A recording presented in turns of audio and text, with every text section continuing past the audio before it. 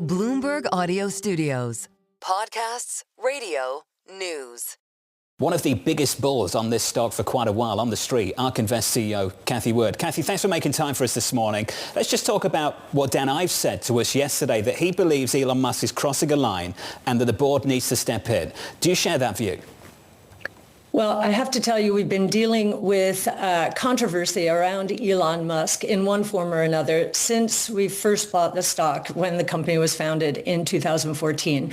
And we own Tesla it's one of the top holdings in 3 of our ETFs, so ARKK, W, and Q.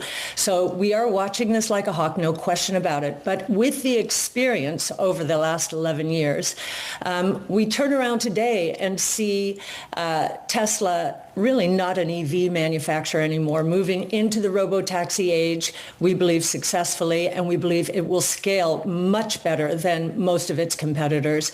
We see SpaceX really owning 90% of all of the satellites out there, Neuralink transforming lives of paralyzed people, people with ALS, and probably most surprising of all, XAI. Now, we own all of those, again, in our venture fund, following them very carefully.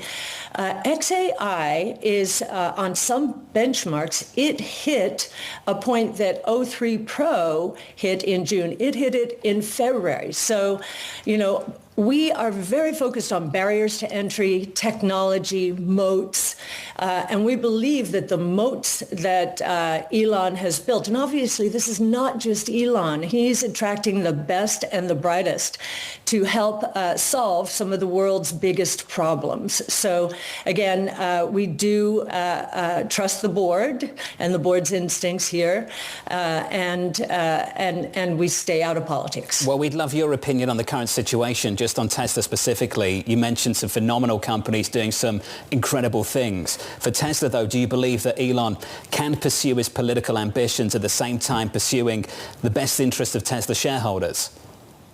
One of the announcements Elon made recently is that he is going to oversee sales in the U.S.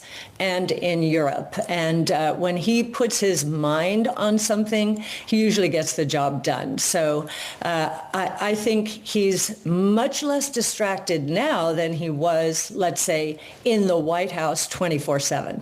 At what point do you see sort of the political landscape shifting, though, not just for Tesla, but for the haves and the have-nots in some of the big tech space? I know you've had a complicated relationship, say, with Apple, which seems uniquely pegged by some of these tariffs.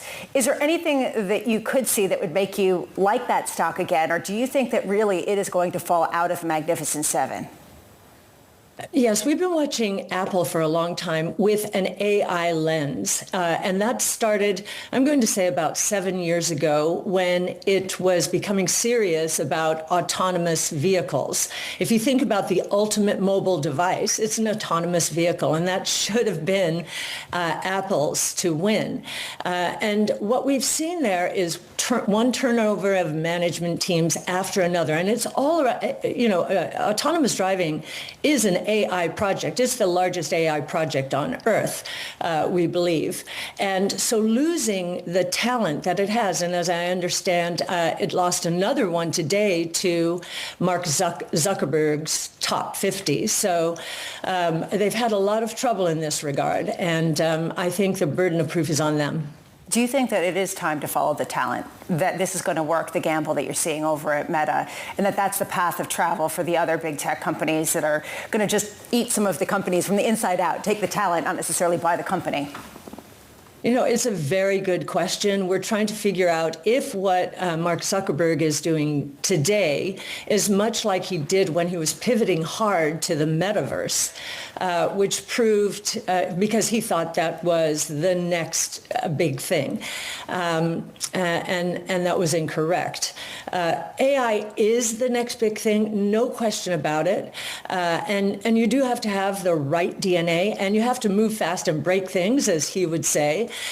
So, it'll be interesting to see if he's able to turn his open source strategy, and we've admired that quite a bit in terms of generative AI, into a leader again, or as we were observing it, Apple's Llama 3 at the time was improving at a faster rate than some of OpenAI's models. And that was true of open source generally. And then that has stopped. So yes, he had to do something. Is this the right thing? Why did that stop? I don't know. Cathie, next time you're with us, we'll have a longer conversation.